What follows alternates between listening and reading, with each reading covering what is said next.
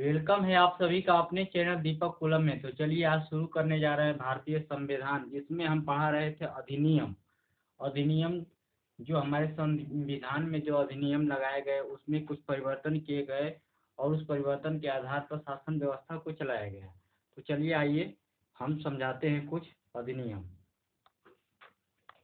तो देखिए पढ़ा चुके हैं हम 1773 ईस्वी का रेगुलेटिंग एक्ट। रेगुलेटिंग एक्ट अधिनियम हो गया। यह 1773 ईस्वी में इसकी स्थापना हुई थी।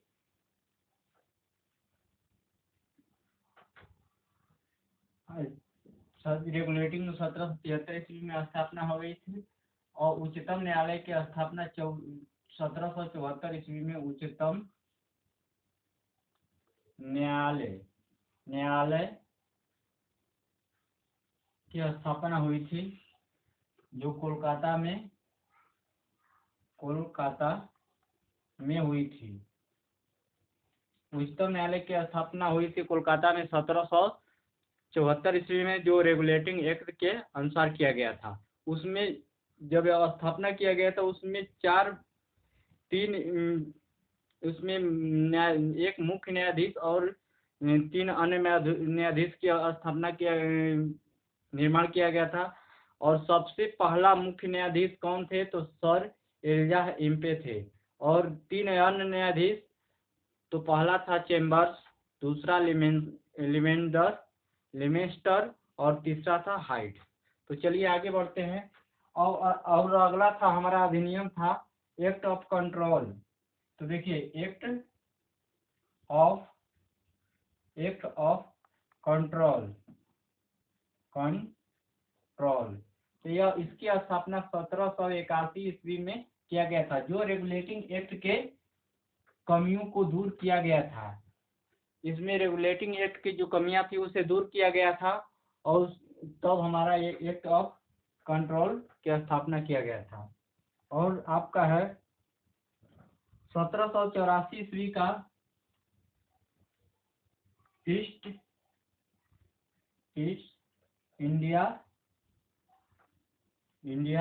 एक्ट। यह 1784 ईस्वी का पिस्ट इंडिया एक्ट है। 1784 ईस्वी में, जिसमें दोहरी शासन व्यवस्था हमारा पीस्ट इंडिया एक्ट के तहत ही दोहरी शासन व्यवस्था का स्थापना किया गया था, जिसमें था एक बोर्ड ऑफ कंट्रोलर था एक, और एक बोर्ड ऑफ डायरेक्टर था। बोर्ड ऑफ कंट्रोलर का काम था हमारा राजनीतिक मामलों में, और बोर्ड ऑफ डायरेक्टर का काम था व्यापारिक मामलों में दखल देना या उसके बारे में जानकारी देना। तो चलिए हो गया, अब यहाँ तक पढ़े थे। और आगे अब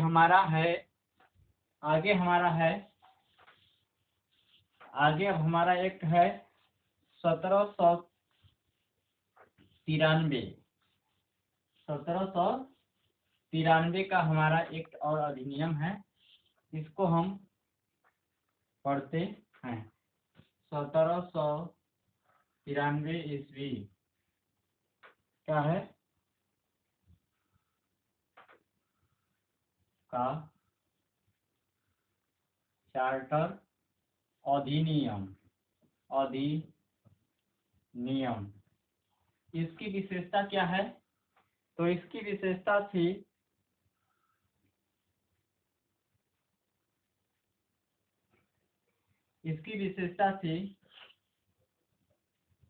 कि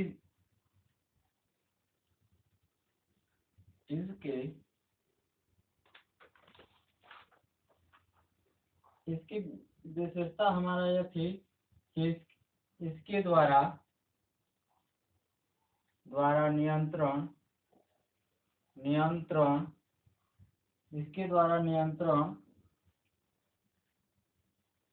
बोर्ड के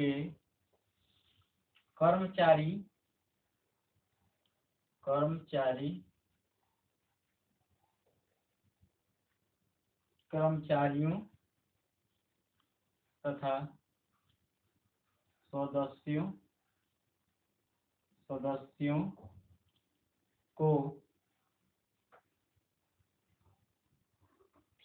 को वेतन आदि सदस्यों को वेतन आदि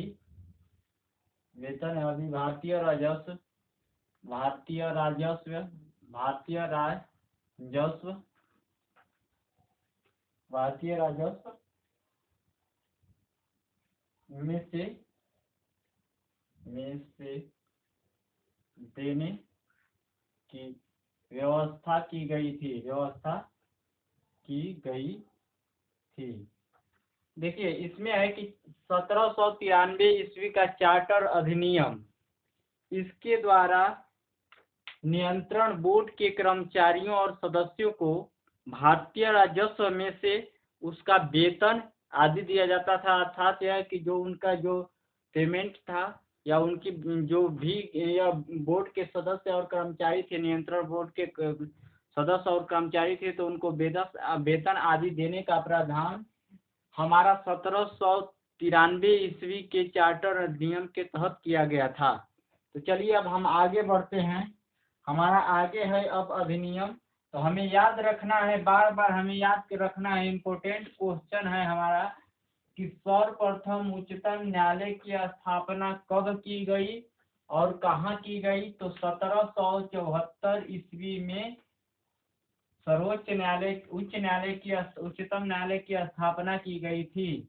उच्चतम न्यायालय की स्थापना की गई थी और कहाँ पर? तो कलकत्ता में की गई थी। और यह उच्चतम न्यायालय की स्थापना कलकत्ता में की गई थी और 1773 ईस्वी के रेगुलेटिंग एक्ट के अनुसार।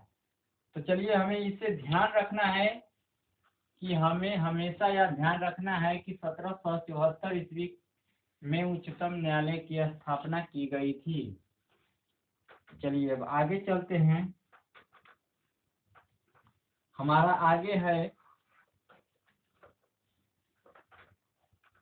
1813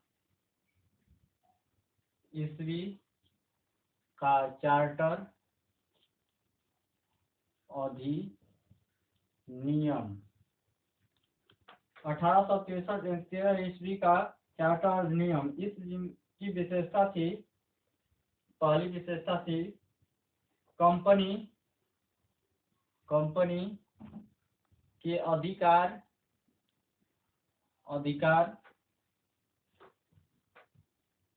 कंपनी के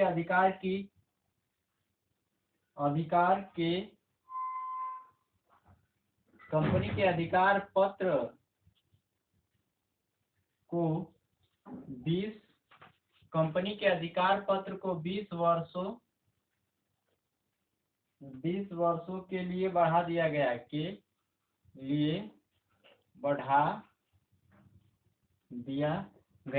देखिए 1813 ईस्वी के चार्टर अधिनियम के तहत हमारा कंपनी के अधिकार पत्र को 20 वर्षों के लिए बढ़ा दिया गया। अगला हमारा है, इसमें इसकी विशेषता है, अगला दूसरी विशेषता है कि कंपनी के भारत के साथ व्यापार करने का एक अधिकार छीन लिया गया।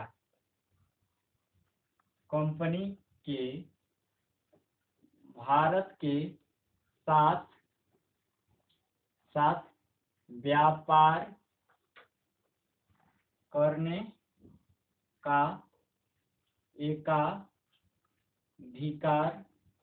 छीन लिया गया। देखिए हमारा 1813 ईस्वी के चार्टर अधिनियम के द्वारा हमारा पहला है कि कंपनी के अधिकार पत्र को 20 वर्षों के लिए बढ़ा दिया गया और कंपनी के भारत के साथ व्यापार करने का अधिकार उसका समाप्त कर दिया गया या छीन लिया गया। किस अधिनियम के तहत? 1813 ईस्वी के चार्टर अधिनियम के तहत। और अगला हमारा है छीन लिया गया किंतु चीन के साथ व्यापार चीन के साथ व्यापार करने का अधिकार, चीन के साथ व्यापार एवं पूर्वी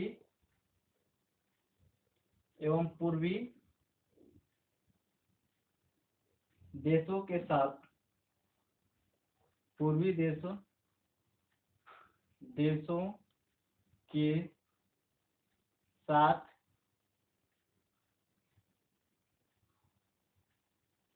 पूर्वी देशों के साथ चाय का व्यापार 20 वर्षों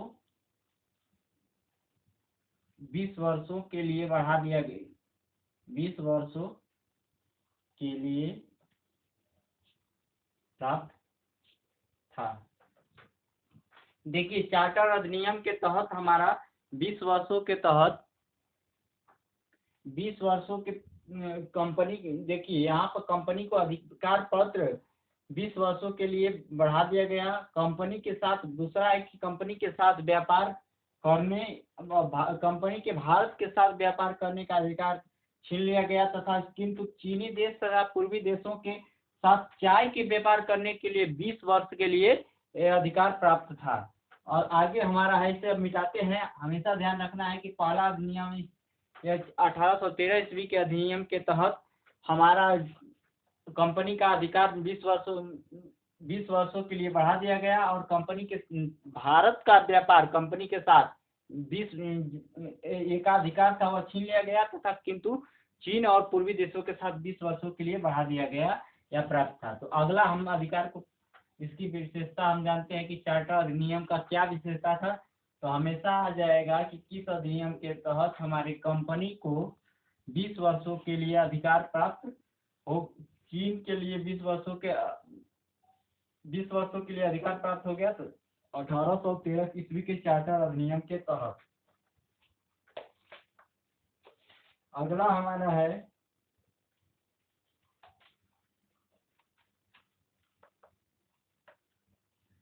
अगला तीसरा है कि कुछ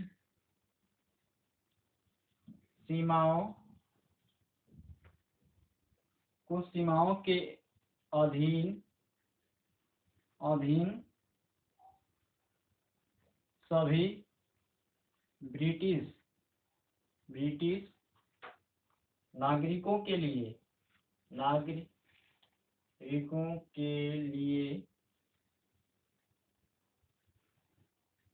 भारत के साथ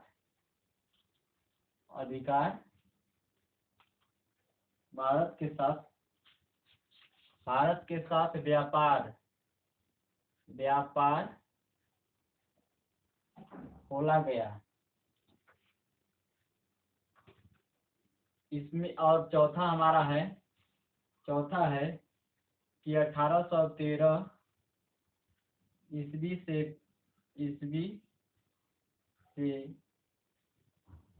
पहले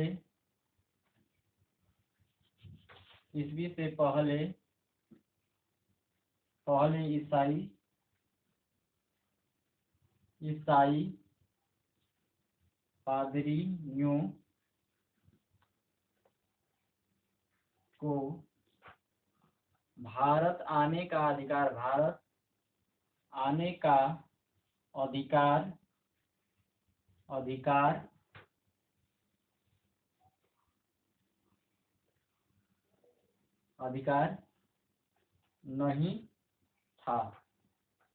नहीं था, परंतु देखिए इसमें भारत आने देखिए 1813 ईस्वी के से पहले ईसाइयों और पादरियों को भारत आने का अधिकार नहीं था, परंतु 1813 ईस्वी के अधिनियम द्वारा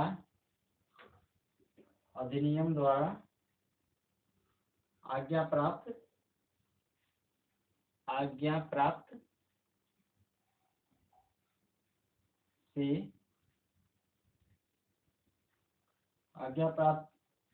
से आने की सुविधा थी। तो देखिए यह है कि कुछ सीमाओं के साथ व्यापार करने के लिए ब्रिटिश नागरिकों को दिया गया, और 1813 ईस्वी में पहले ईस्वी से पहले ईसाइयों और पादरियों को भारत आने का अधिकार नहीं था, परंतु 1813 ईस्वी के अधिनियम के द्वारा पादरियों को आने का अधिकार प्राप्त हो गया। तो चलिए यह हो गया हमारा, समझ में आया कि हमें 1813 ईस्वी के चार्टर नियम के द्वारा कुछ देशों के साथ के अधीन सीमाओं के ब्रिटिश नागरिकों को भारत के साथ व्यापार करने का अधिकार था। ब्रिटिश नागरिकों को भारत के साथ करने का व्यापार खोला गया। और दूसरा चौथा है कि 1813 ईस्वी से पहले ईसाइयों को आने की अनुमति नहीं थी, पादरियों और ईसाइयों की, लेकिन 1813 ईस्वी के अधिनियम के द्वारा आज्ञा से आने की अनुमति मिल गई। तो चलिए हम आगे चलते हैं, अगला हमारा अधिनियम है उससे चलते हैं आगे, इसे मिटाते हैं। समझ में आ गया होगा, आशा कर रहे हैं। और जो भी कमी रह जा रही है तो आप कमेंट में कर लिख कर हमें बता सकते हैं, ताकि हम अगली कमी अपने अगले वीडियो में सुधार सकें। तो चलिए आगे हमारा है,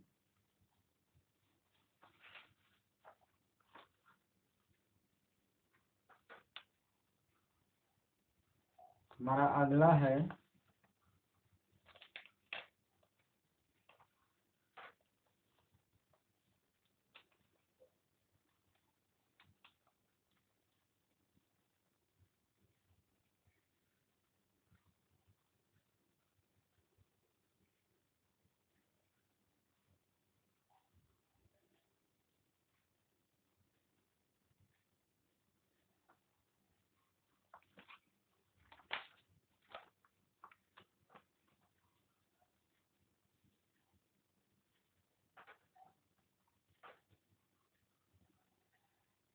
देखिए 1858 ईस्वी का भारत शासन अधिनियम अधिनियम अधिनियम अधिनियम अधिनियम इसके तहत हमारा मंत्रिमंडल में ब्रिटिश